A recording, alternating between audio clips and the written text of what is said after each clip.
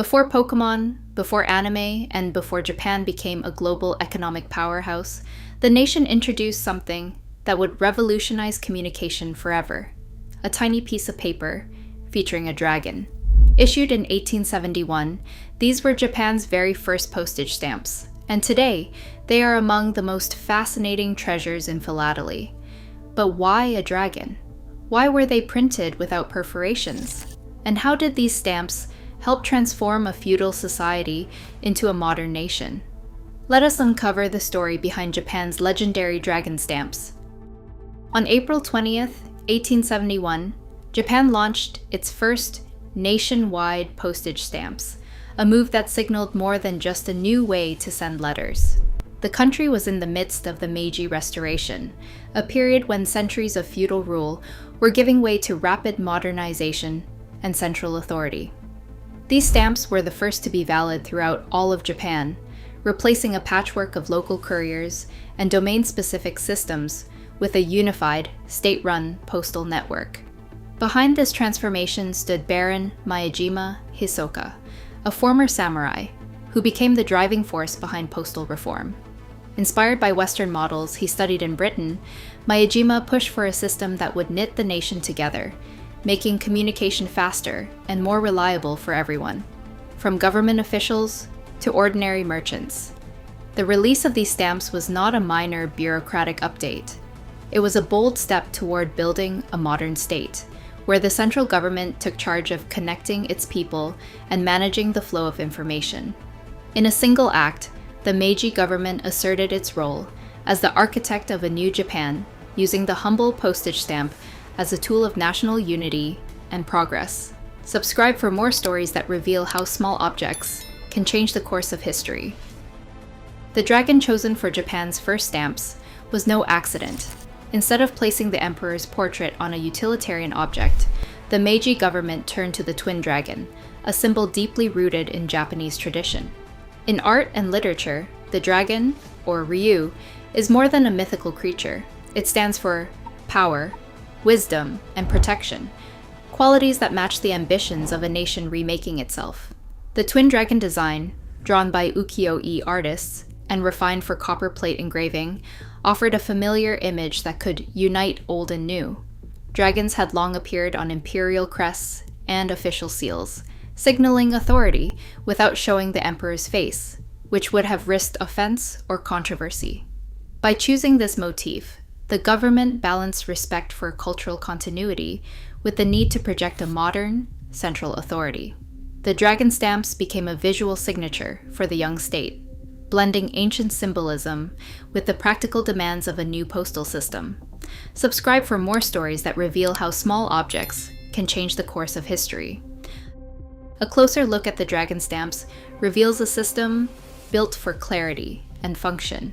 4 denominations: 48, 100, 200, and 500 mon.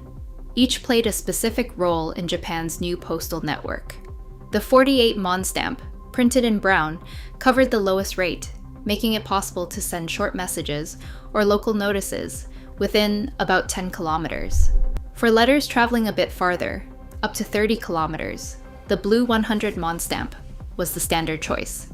The orange-red 200 mon stamp handled heavier parcels or longer domestic routes, bridging distances between major cities.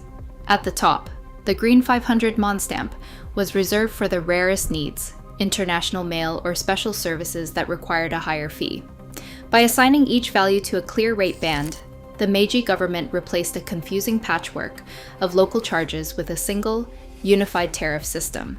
Every letter, parcel, or official notice now moved through the same network, priced by distance and weight, not by the whims of local couriers. This simple structure made the cost of communication transparent for everyone, from merchants in Osaka to farmers in remote villages.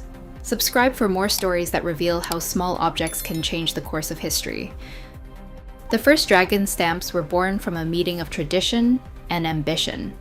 Rather than outsourcing production or turning to new industrial methods, the Meiji government relied on the expertise of Japan's own master craftsmen.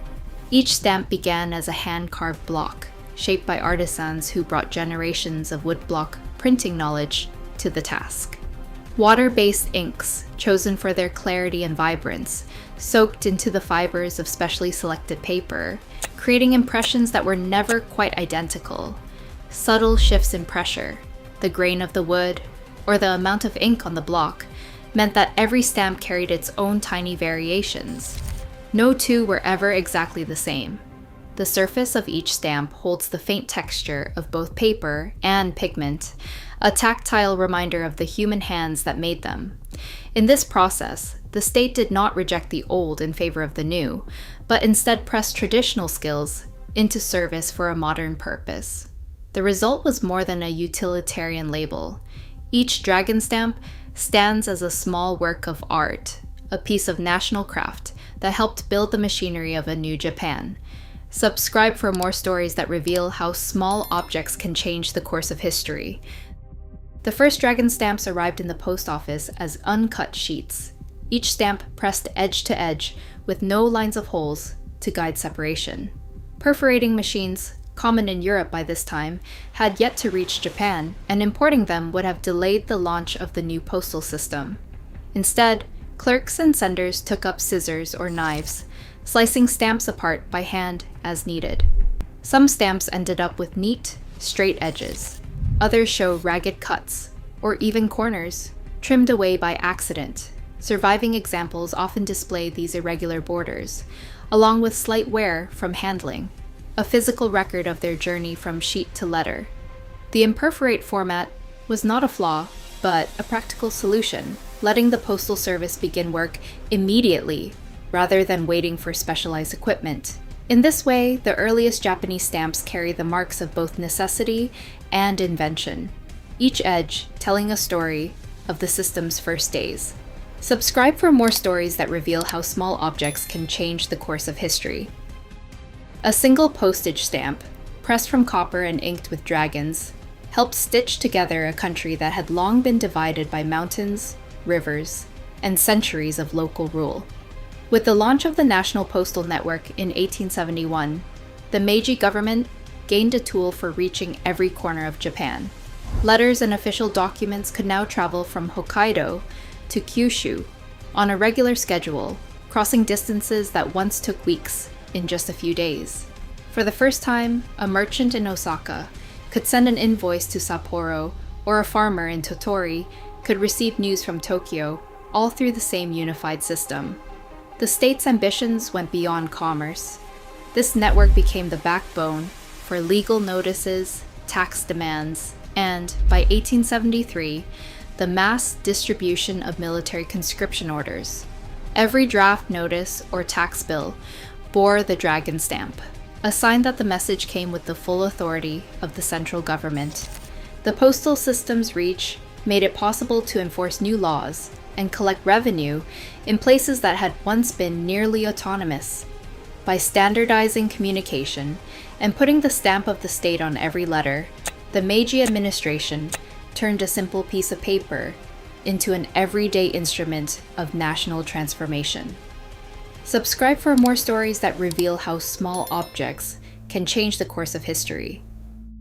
More than a century and a half after their debut, dragon stamps remain among the most coveted treasures in philately.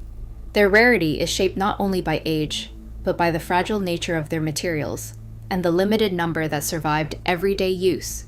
Collectors and historians seek out subtle differences, shades of color, paper texture, and even the way each stamp was cut or cancelled. Genuine examples are scrutinized under magnification for the telltale lines of hand-engraved copper, the unique fibers of Mitsui wove paper, and the ink of early Meiji postmarks. Provenance matters as much as condition. A clear chain of ownership, or a documented place, on a historic cover can elevate a stamp from artifact to primary evidence. Yet the very qualities that make these stamps precious have also invited forgeries and alterations, making authentication essential. Conservation is a constant concern, as exposure to light, humidity, or careless handling can erase the traces of history these small documents carry. Subscribe to discover more stories where the smallest details reveal the biggest changes. The dragon stamps did more than launch Japan's postal system. they set the pattern for everything that followed. Later issues, from the Cherry Blossom to the Mount Fuji series, drew on the precedent these first stamps established, combining national symbols with practical design. Around the world, the dragon issue stands among the most iconic of all first stamps, joining the ranks of the penny black and Mauritius post office. But their legacy reaches far beyond philately. The stamps became a lasting symbol of Japan's leap into modernity, proof that the country could build its own networks and project a unified identity. Each surviving dragon stamp is a milestone in the story of national communication, a small artifact that continues to speak to the ambitions and achievements of the Meiji era. Subscribe for more stories where history leaves its mark in the smallest details. A single dragon stamp once helped unite a nation. Today, it connects collectors, historians, and anyone curious about how change begins. As Japan's transformation continues to inspire, these rare stamps remind us, even the smallest symbols can spark seismic shifts. Subscribe for more stories where history reveals its hidden power.